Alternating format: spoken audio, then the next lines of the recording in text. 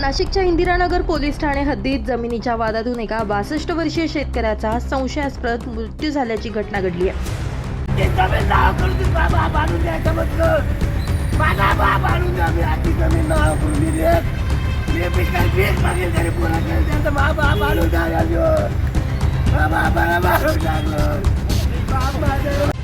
दत्तू अर्जुन जाधव वय 62 राहणार जाधवनगर जाधव वस्ती पिंपळगाव पाथर्डी शिवार यांना त्यांच्या भाऊबंदकीतील वादातून मारहाण करण्यात आल्याचा आरोप करण्यात आला.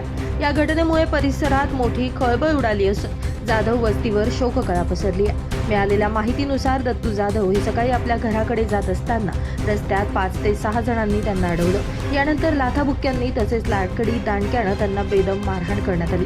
जखमी अवस्थेत ते घरी पोहोचले आणि त्यांनी घडलेला प्रकार कुटुंबियांना सांगितला. यानंतर त्यांना चक्कर येऊ लागल्यानं पाथर्डी रोडवरील एका खासगी रुग्णालयात उपचारासाठी दाखल करण्यात आलं. उपचार सुरू असतानाच दत्तू जाधव यांची प्राणज्योत मालवली.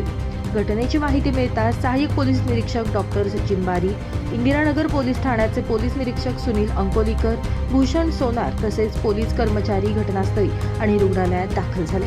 दरम्यान दत्तू जाधव यांचा मृत्यू मारहाणीमुळे झाला की इतर कोणत्या वैद्यकीय कारणामुळे याबाबतचा तपास इंदिरानगर पोलीस करतायत.